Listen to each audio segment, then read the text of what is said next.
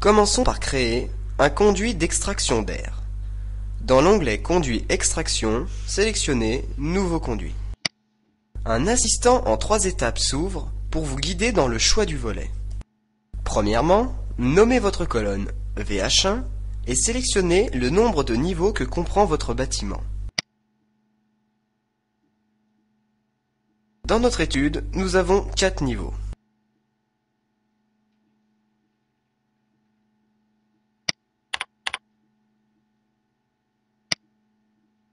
Deuxièmement, vous devez déterminer la hauteur des niveaux ainsi que les dimensions de votre conduit en millimètres. Le schéma représente une vue en coupe du conduit. Dans cette étude, la hauteur est de 2800 mm et les conduits de dimension 500 par 500.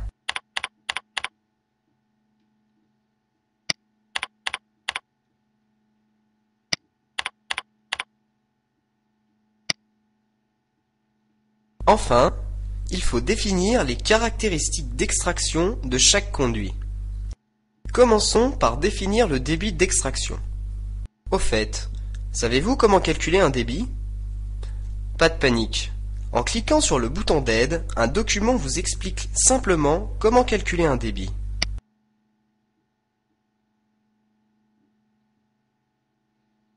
Conceptor Désenfumage vous propose 3 types de montages différents pour votre conduit. Dans le premier montage, en manchette déportée, le volet est déporté du conduit par le manchon. Vous pouvez déterminer sa longueur en modifiant la valeur épaisseur manchon. Dans le second montage, dit pénétrant, le volet affleure le conduit. Ce système permet un gain de place, mais affecte les pertes de charge, car la surface du conduit en est réduite. Le dernier montage, intermédiaire, est un compromis des 2 précédents montages. N'oubliez pas de préciser l'épaisseur de votre conduit dans le champ prévu à cet effet. Si vous souhaitez limiter les fuites de votre volet, le joint Stopper est une option qui permet une meilleure isolation. Si votre couloir comporte une plainte en hauteur, le cadre corniche permet de prendre en compte la partie inexploitable du mur.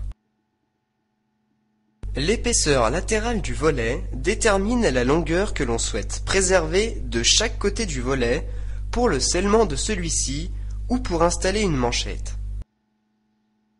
Par défaut, même si cette case n'est pas complétée, Conceptor Désenfumage prévoit une marge de 10 mm. Vous pouvez ajouter un contre-cadre à votre volet et choisir le type de grille que vous préférez.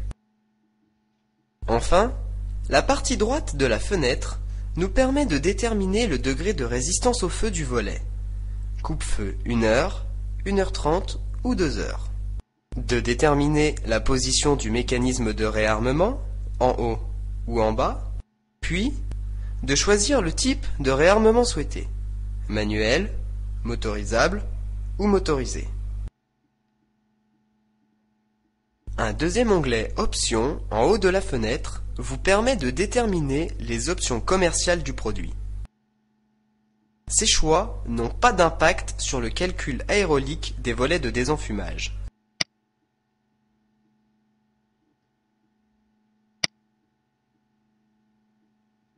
Dans le cadre de notre étude, nous choisirons ici un débit de 5400 m3.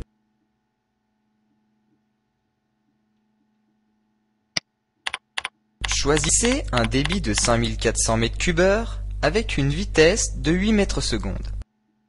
Avant de définir la vitesse de l'air, il est important de noter que la valeur définie est une valeur maximum. C'est-à-dire que Conceptor Désenfumage ne vous proposera des volets qu'avec des vitesses d'extraction inférieures ou égales à la valeur choisie. Par défaut, nous conserverons un montage en manchette déportée ainsi que l'épaisseur du conduit et du manchon. Cliquez sur Suivant et validez l'étape finale.